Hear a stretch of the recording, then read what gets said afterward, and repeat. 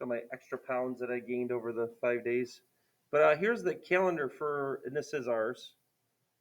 Oh yeah, quiz, and then here's that book assignment. I just threw something in there. All odds, so that's good for us. But there's the final schedule.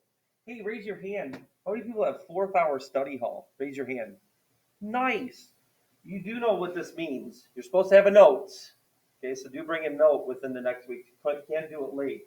But on that final day, Monday, you can do first, second, and then you can leave. But you got to tell the dean's office, otherwise you'll be marked absent.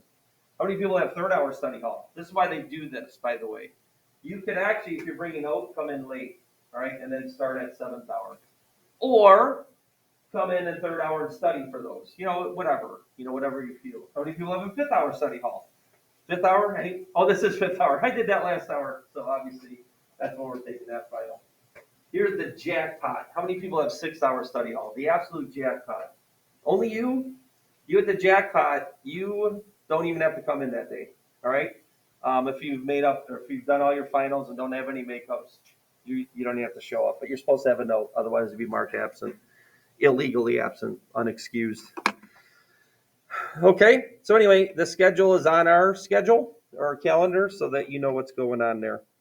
I do like talking about that as we cinch it down. We only have 3 weeks left, and then it's that final week.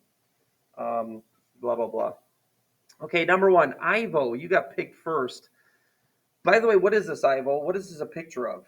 If I were to graph it, what's it going to be? An ellipse, a circle, or a parabola? That's all you know so far. Oh, there's only one squared term, so this absolutely has to be a what? Parabola. And see that the x is squared, so you at least need to know what you're trying to accomplish. You're trying to accomplish this. And then again, I'm going to tell you, I had some people, I don't think it was in this class, write little notes on their quiz about, I don't know how to complete the square, and it was kind of some negative notes on there. I'm like, why are you telling me that? You're supposed to know how to complete the square. That's your job at this test. And your job is actually to know that this is the equation of a parabola and this is what it's supposed to look like. It's flat out memorization. And that's what you need to do. So at least knowing that you need to accomplish this, I kind of like this blue that I have here. You want to do this, and I'm going to do this slowly. You want to get the x's on one side because that's the only possible thing that could be squared. And then anything that's not an x through valid math, adding y to both sides and subtracting 43. All right, but then the next thing is this, Ivo. You cannot take half of 24 and then square it. You got to take that 3 out. So you probably could have skipped that last step if you knew that, and then go through the process of completing the square. Ivo, whatever you do to one side, I put a blank over to the left. I got to have a blank to the right. Okay, and then what is that blank now that I've got this ready for you? 16 is right. What's the second blank, though? It's not 16. You are good with it. He didn't even touch a calculator. He is a math ninja. He is mathematically numerate. Okay, now moving on. Oh, Ivo, you got 20 again. Just so I'm not lying. 2020, right? What is this factor to become? I'm going to be annoying again because I don't think people understand this. This is what you're accomplishing. This factor is to be what? What times what equals 16? And those same two numbers equal 8. Ooh, not 2 and 2. What multiplies to 16? Same two numbers add to be 8. 4. So this is why this factor is to be x plus 4 times x plus 4. Good FOILers are, anyone? Good factors. X times x is x squared. 4 times 4 is 16. 4x and 4x is 8x. I don't understand why we don't understand that. Whoever does not understand that. And then the last thing is this. I'll take it from here. What do I do about that 3? Because I don't see a number in front of this. I see this. This is what I need. So that 3's got to go over there. Don't divide. Multiply both sides by 1/3. And I got to put that in parentheses now. And now I can write this as a final answer. X plus 4 squared equals 1/3 y plus 5. And then even if this goes 20 again, we're not going to make Ivo do this 3 times in a row. 7? Good, Ella. You are here. We're going to go ahead and graph this. Which direction does this go? It's positive, so it's either up or right. Which one is that? X squareds. Up for sure. So this is what I do from now on. Here, and I did this in, I think it was Compass. No, I think it was in tutoring today. And it was with a Math 2 student. Here's the vertex. By the way, what is the vertex, Ella? Let's just not assume that we know that. The opposite thing. Good. And then this is what we do. I don't even draw a coordinate plane anymore. I do want to do this, though, for visualization. Okay. So actually, I'm going to do this way. It's going up. This is how I did it in tutoring. And there's that point right there. So where does the focus belong? Since this does go up, you are right.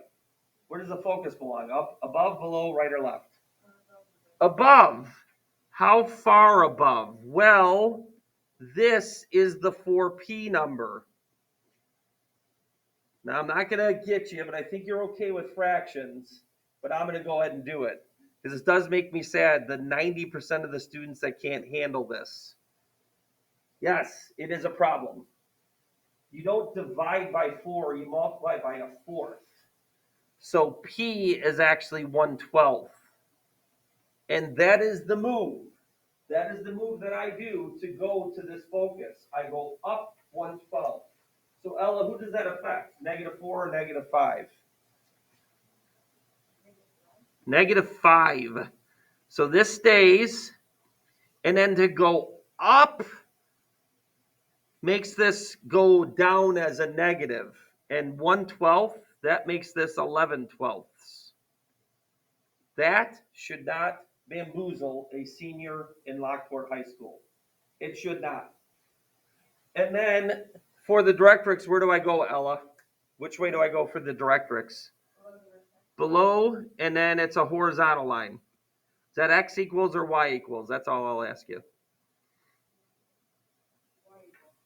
And then to go below, she got it, just goes 1/12 below -5, which is adding another negative to it. That should not cause major brain problems, right? We should be able to handle that. Okay, so do parabolas have anything to do with hyperbolas, our new thing today? No, but I did want to start with completing the square. And I wrote too many steps. I probably don't need this, and nor does anyone else. And I probably don't need this step, the showing and the overdoing of the factoring idea. But I did want to cover that one more time. So if you look at this, it really was only 2 steps. 2 steps to complete the square. Okay, all right, let's go back up here now, and then let's look at hyperbolas. Let's remind ourselves what an ellipse looks like first, though. So this is section 8.3 hyperbolas. Hypes, I'm just going to put that here, hyperbolas. And I have a nice nifty little odds only assignment, except for I think number 50 I throw in there. But just remember what ellipses look like. And I picked one that is short and wide. But remember, there's a plus in between those. So guess what's going to happen with hyperbolas? 3, 2, 1. What's going to be that sign? What's the opposite of plus, everybody? Nobody said a word. Minus.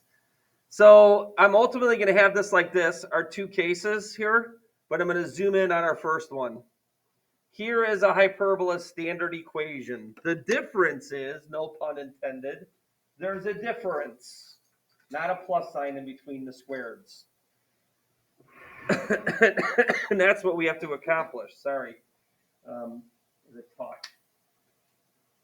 So here's what you have to focus on here. We're almost going to do the exact same thing in graphing, but then some things change, of course. There's different stuff that goes on. But here's what we got to focus on. I always think of negative as bad. Negative, bad. Negative money. That means I owe money. Negative bank account. Oh, bummer. So I'm going to move this so you can see that I'm up at the screen. So when I look at this first one, it's an x squared minus y squared minus y. Y bad. Y bad. X good. x-axis good, that means this hyperbola will go right and left. And that's what a hyperbola is. It looks like two parabolas, actually, but it's one hyperbola. You're still going to have an x-axis radius and a y-axis radius. You're still going to have an h comma k center. That's why we're going right to having centers today, not just at 0, 0. Because we've been trained at that. We know how this all works. So really, you're going to start graphing this the same way as you do as an ellipse.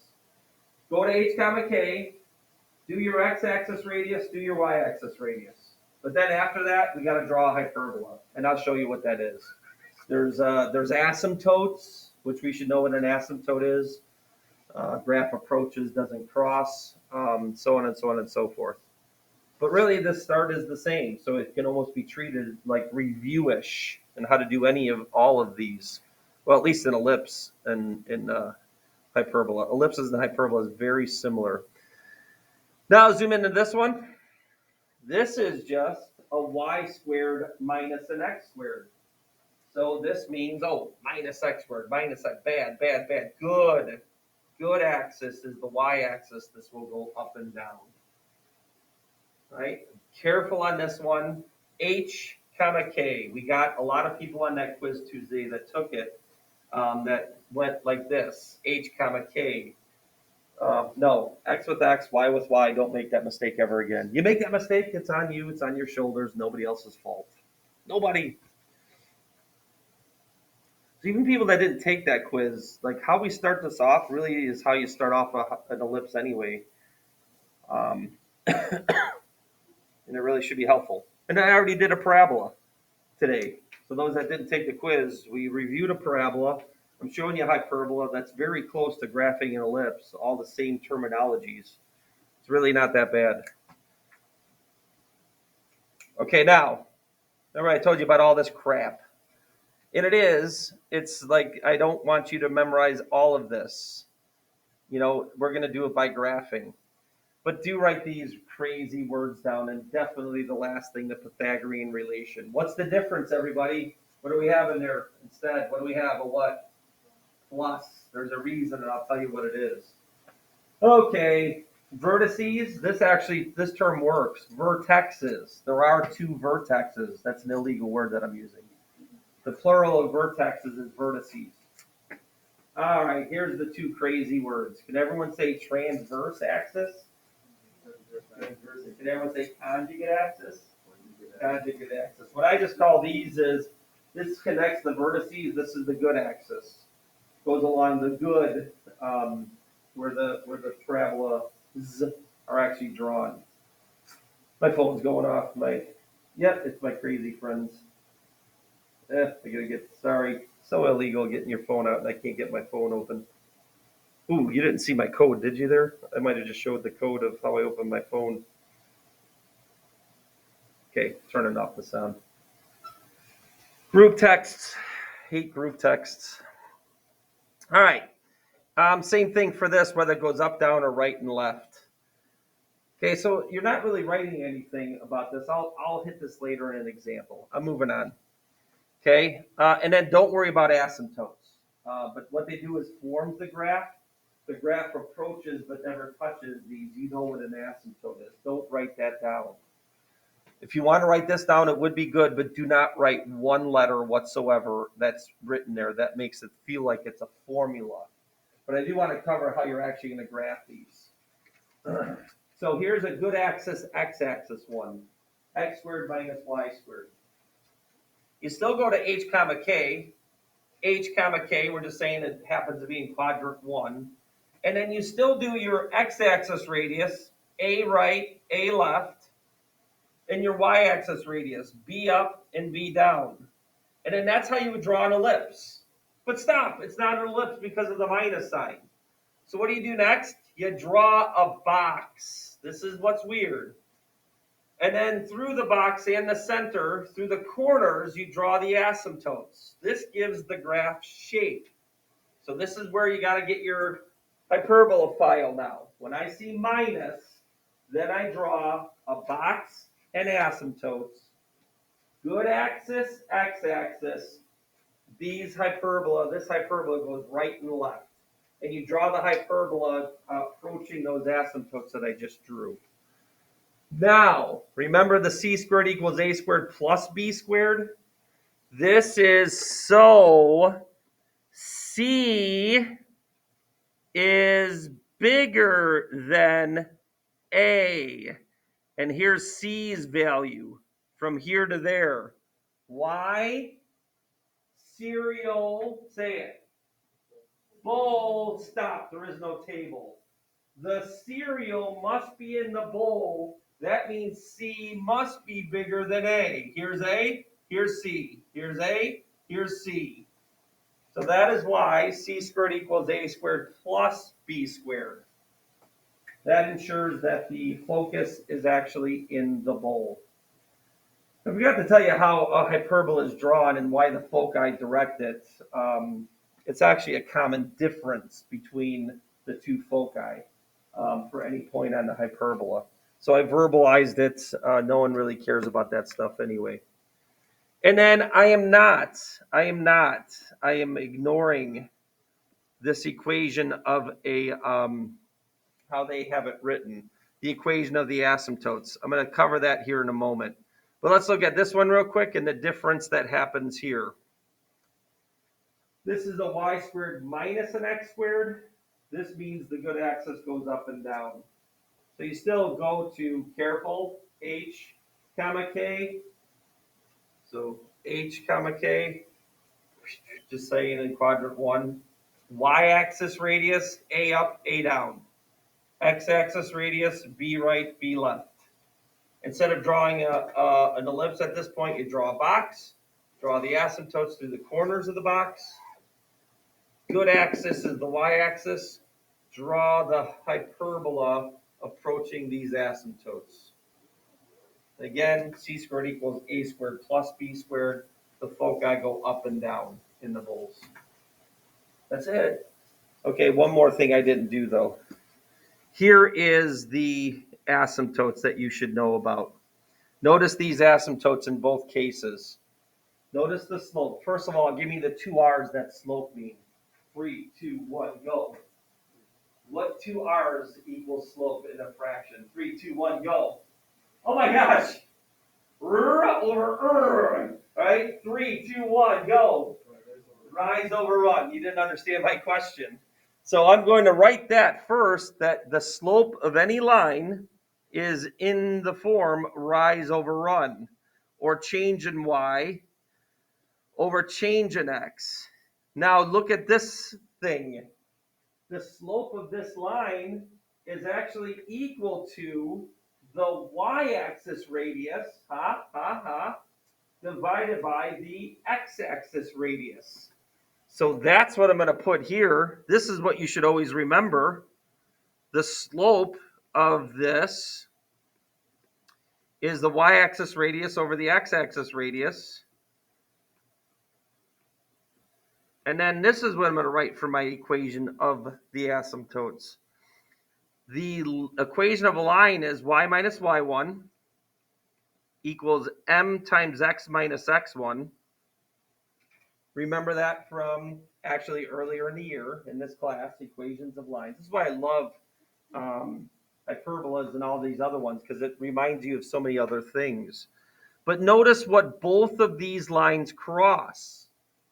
These both cross the center of the hyperbola in both cases. And by the way, this one over here, rise over run, same thing.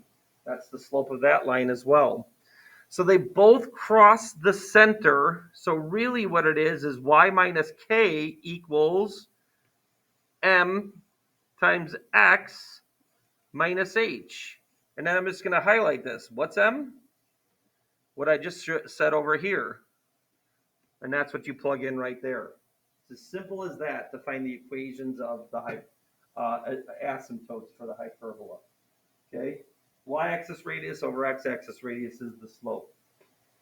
No A's, no B's, no formulas, no memorizations. Okay? It should be self-explanatory. Okay, here we go. Now I'm getting someone on the calculator, and then we're going to practice all this stuff here. Boom.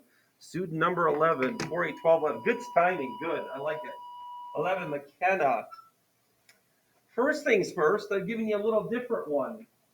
What's the center? You gotta look up here for that, not down there. What's the center of this? What's this? 0, 0. So don't get tripped up on that. We are going to start with the basics. Remember when we did ellipses, we spent a day when we were at 0, 0, and then the next day we were at h comma k. We don't have to do that anymore. We're trained.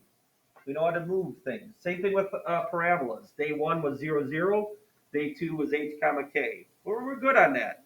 But just remember this one's 0, 0. Okay, McKenna, what's the x-axis radius? What's the square root of 36? Same question. And then what's the y-axis radius? Okay, so that's what we're going to do. We're going to go right to the graph, and I've already done it. I went from 0, 0. I went 6 right and 6 left. Spend a second to do that. And then 4 up and 4 down. And then stop. This is a minus. So this is not an ellipse. If it was, I'd draw the ellipse right now and be done with the picture. But it's not. What I have to draw is a box. So I get a box, a box, a box, a box.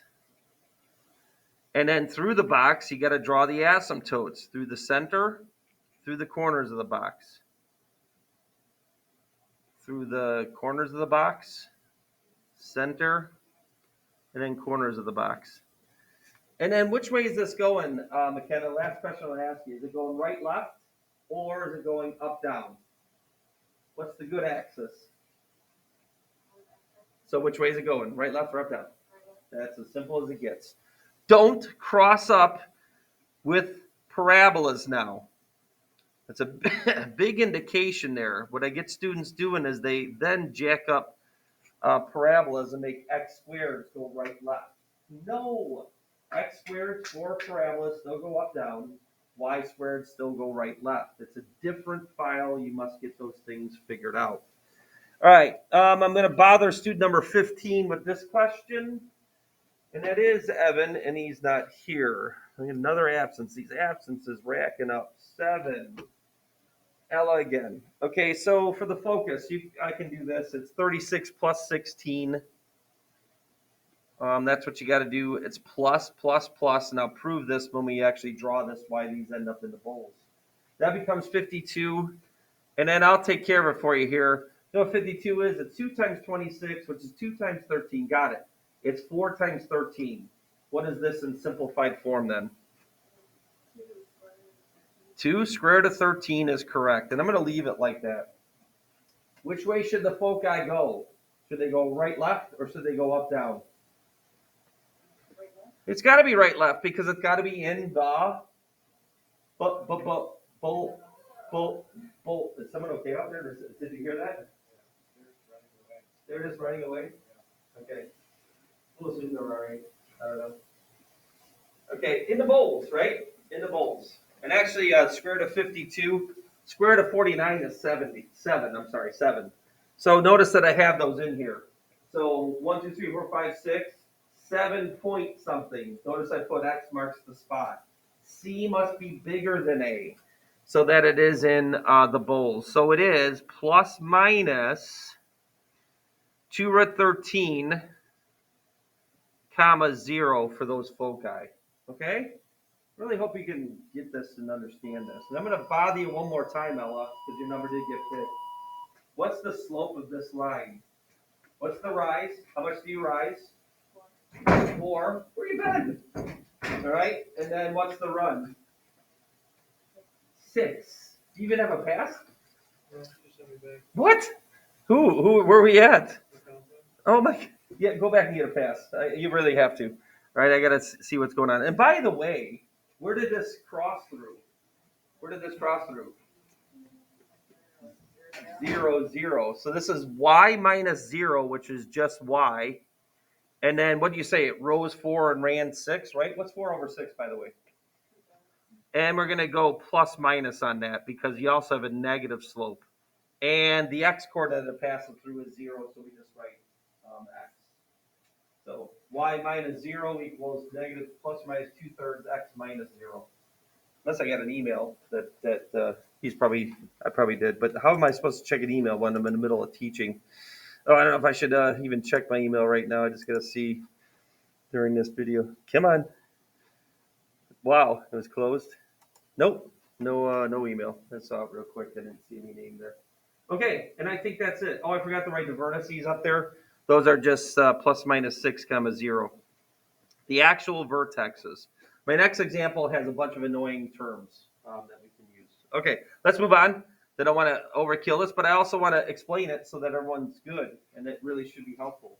It always drives me nuts. People say, I don't understand his teaching style. What? When I go over every single possible thing that you could run into? That's Evan. Show you every possible step to do? I don't know. Evan again. Oh, Evan. Ella, how many times did you go? Twice? This is, yeah, we're going to move on. 9. Finally, the calculator got off the string here. He just walked out. I just told him to get a pass. This is great. 8? Nice. Dana in the back. All right, you ready? Okay, Dana, what's the center?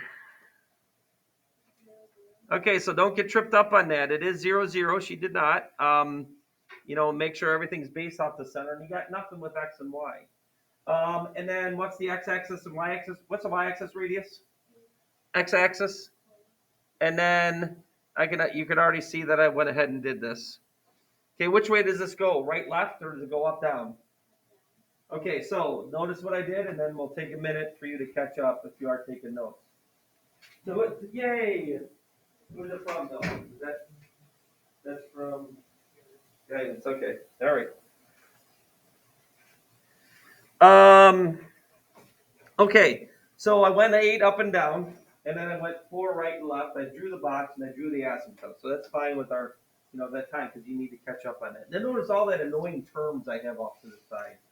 This one I finally said, all right, let's write all those annoying new words and all this other stuff. You already told me that it goes up, so at this point, Dana and everyone else, you can go ahead and graph it. So that you know the good axis is the y-axis, so therefore this is the picture, and therefore I should know where the foci belong. Real quick on the foci, Dana, since we are, let me ask you a couple things there. This is 80. Then this is how I did this, Dana. Listen to my thought process. 8 times 10, but then 10 is 2 times 5. I move a 2 with that 8, and I get 16. So this is actually 16 times 5. So what is it when I take the square root? There you go. Everyone's gotten that right so far, me helping out there. Hopefully we know how to simplify radicals. All right, because that's 80. 80 is 16 times 5. Square root of 16 is a free 4. Which way should I go for the foci? Last question. Dana, last question. Should I go up, down, or right, left? Up, down. That means the vertices, sorry, let's get that in there. The vertices, making up words now, are up, down, and the foci are up, down. And actually, the square root of 80 is close to the square root of 81, which is 9. So it's a little 8 point something. Notice I didn't put that. So 8 points, just barely above that. So they are in the bowl, all right? I just want to make that point there. But I'll finish this off, 4 root 5. All right, and then we're going to go over some of these annoying terms with student, hopefully, number 19, 20, 21, 22. Yep, Samantha back there. Here's these annoying terms. I'll help you, though. The length of the transverse axis. Sam, what's just this length from here all the way down to here? How long did I go to connect those two vertices? 16. So what's semi-transverse axis? Semi means half. 8. It's silliness. And then conjugate axis, Sam. That's the bad axis that just helps me draw the box. What's this length from here to here, Sam? 8. And then what's semi? So silly. But they're just having you exercise terms when they ask you this. Okay, Sam, I do have a hard question now. The asymptotes. The asymptotes still cross the center, which is 0, 0. So it's y minus 0 equals m times x minus 0. What's m? And it's the slope, the rise over the run to get from that point to that point. What is that slope?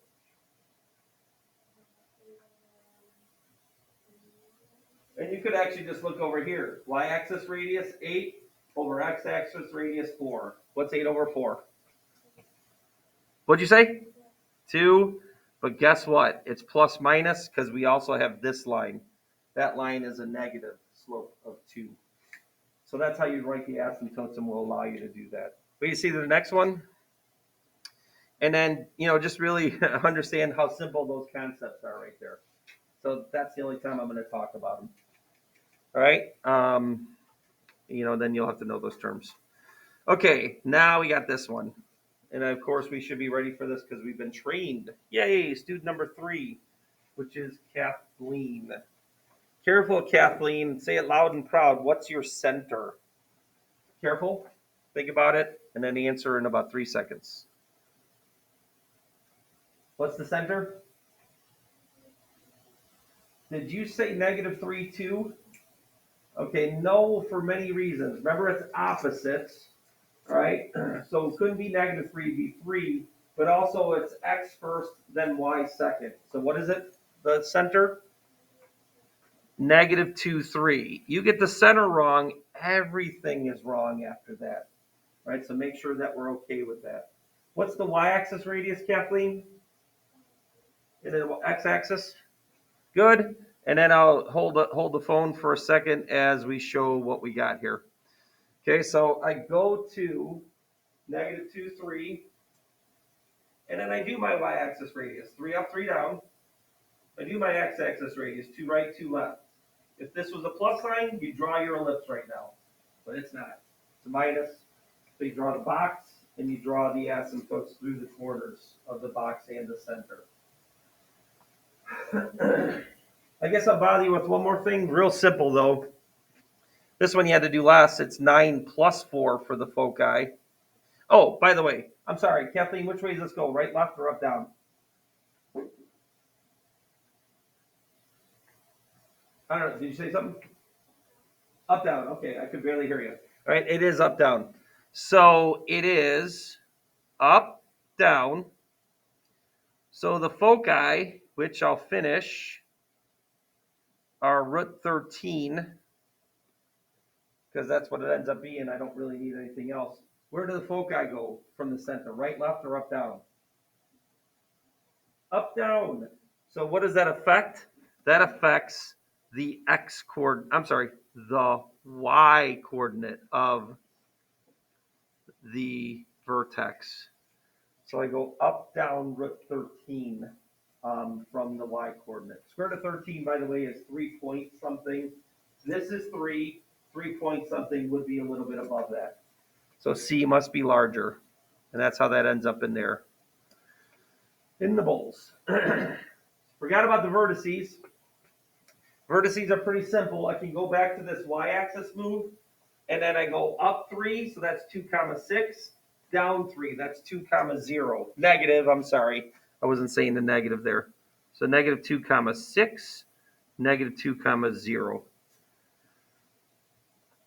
Right? And then that's usually all we ask about. We could say endpoints. We did the transverse and conjugate, the last one. Who gives a patoot on that one?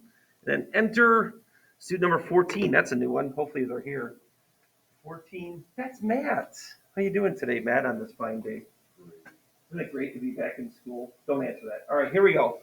So the center is where this line crosses. So now we get to do this. Y minus y1, x minus x1. What I've been asking, though, is just what's the slope? 9/4. What is it? 9/4. Oh, you're killing me, 3/2. Smalls. 3/2. It's the radius value, right? So it's 3/2, and it's plus minus. Now, I do allow you to do this. I do allow you to just leave this as the equation, okay? And you don't have to separate them into 2 separate equations by solving. Because really what happens is this. If you were going to do separate ones, you're supposed to solve these separately. The positive slope one and the negative slope one, because those give me different y-intercepts. I mean, look at that. You can see that these both have different y-intercepts. So y equals mx plus b will be different. All right, but I don't care about this. If you can just tell me what those are, we don't make you do this and solve for those and get 2 separate answers. You can leave it as this. All right. Now it's time to complete the square. Anyone have any questions? We good, we good, we good. Okay, yep, and I'm going to do this one because I promised the last hour I didn't get a chance to finish this one. So now I am going to ask you to complete the square twice. Hopefully this isn't the one in the book. I don't think it is. Two separate ones in the book for you to tackle. But why, everyone, or anyone, let's not say group response, anyone, why do you know that this is a hyperbola now? Even before I clean it up and complete the square. Ivo, can always count on you. There's a subtraction on what though? On this 12 or 72 or I'm sorry, there's not even a 12 up here. 72 or 16 or specifically what? Variable squared. This is the key. This is why we have a hyperbola. You have two squared terms. One of them is negative. You are guaranteed when you complete the square, you're going to have a minus sign on one of the squared terms. That instantaneously means that that's a hyperbola. So ellipses, they're both positive or both negative, honestly. That could happen. But there's different numbers in front of them. Circle, both squared terms and both the same number. And then parabolas, like we had at the beginning, there's only one squared term. So that's why in 2 days, we're going to have a complete the square day. And you're supposed to know exactly what it is before you even do it. And that's why this is a hyperbola. I'm going to slow this down, but ultimately this should take 3 steps. Okay, so the first thing is you get the x's together. But then I'll tell you, those that are getting good, and there are good ones. There are very awesome people. Most of you are right on track for the completing the square. So that's why those that are not, you got to get there. We're not going to wait for you. But I guess what? You're going to have a lot of opportunities for completing the square. I mean, all of Wednesdays, that's all we're doing. Notice what I did. I got the 44 on the right side because it's not part of this. And what I need it to look like blank squared minus blank squared equals 1. All right, and that's how ellipses look as well. But then what you got to do is this. You cannot. And those that are doing this, you're getting destroyed. And I'm giving you like no points for completing the square. You cannot take half of 72 right now. There's a 12. You cannot take half of negative 16. There's a negative 4 in front of the y squared. So what you got to do, just like in ellipses, is you need to factor out that 12. And those that are good with their stuff, you can skip this step. You don't need this. You know that.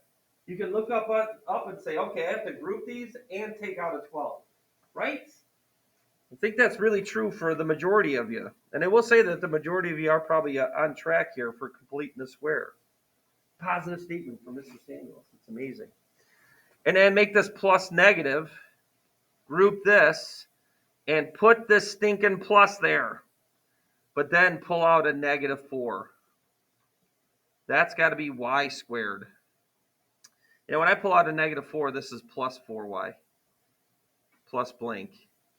Whatever you do to one side, everyone say it. I should have said 3, 2, 1. Blank and blank. And now I'm going to bother someone. Who was the last one there? 14. Did you go all the way through? Matt, what did you answer before? Did you finish off you got the slope? Okay. All right, I count that.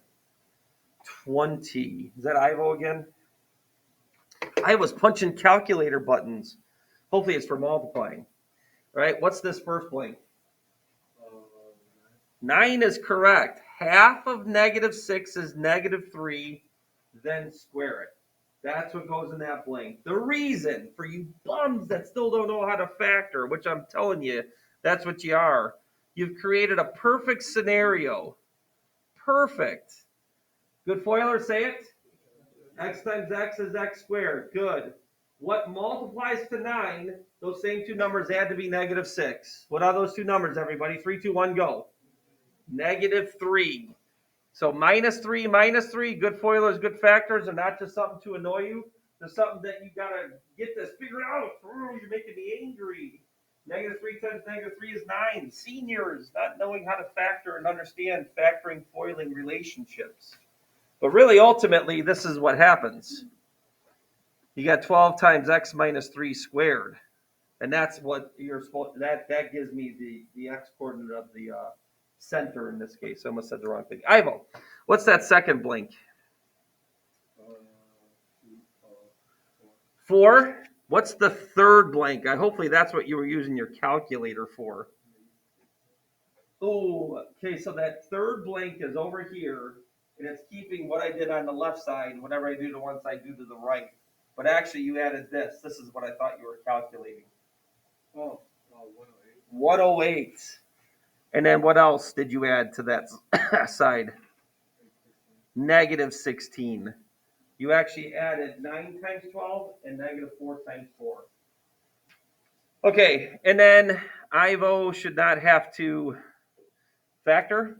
So I'm going to go to student number 6 and check their factoring, and that student never existed in this class. All right, student number 5 does, though. Oh, no. Do you pay attention? Okay, so what multiplies the 4 and adds the 4? What does this factor to become? So y plus 2 squared, is that what you're saying? Yeah. All right, and then one more thing. Did you add these up, Ivo? Is that what you were punching buttons for? Because I don't really want to think. So negative 60. Is that 48? Yeah. Okay, so this is going to be weird. I guess I have nothing else to ask you. When I divide by 48, we're going to write this as a final step here. 12 over 48 is 4. 1 over 4, though. So this is x minus 3 over 4 squared. X minus 3 squared over 4, the quantity. And then make this a big fat minus sign now. This plus negative, turn that into a minus. And then 4 over 48 is 12. Hey, for the first time in forever, I finally have a question where this is smaller than that, because it doesn't matter, right? This is still the good axis. This still will go right left, because good axis is x-axis. Center is 3 comma negative 2. They're going to go right 2 and left 2 for the vertices. Unfortunately, you're going to have to go root 12 up and down for the conjugate axis. Fumble. So it doesn't always work out perfectly, right? But anyway, that's completing the square. And then I'll bore you with one more completing the square and show you how quick I can get this done. First of all, why is it a hyperbola?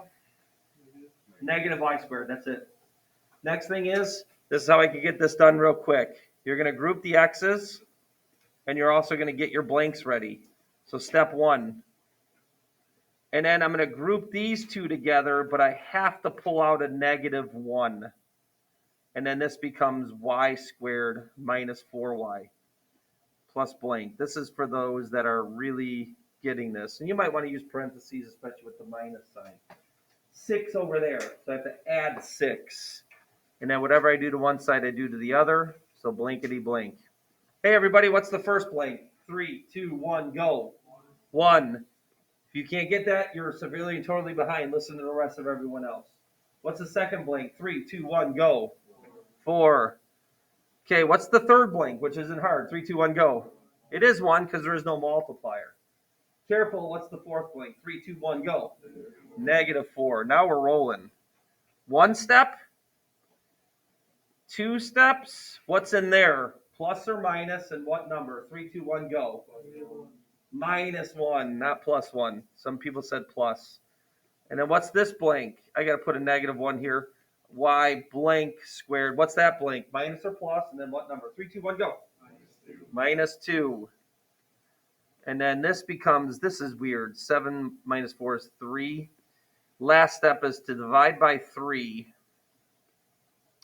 And then this is not a circle. Because there's a minus sign, it fractures off into a hyperbola. You will have a square as a box. And the moves will be the square root of 3, whatever that decimal is. So square root of 3 for this radius, square root of 3 for this radius. But you draw a square, and there's asymptotes, and it does go right left. So that still happens on this. But look at how simple completing the square can actually be. And we really need to get it going, all right? Because that was the biggest problems on that quiz. Although 5th hour, you had the least amount. You guys were pretty good. 80% class average for this hour. Very, very good.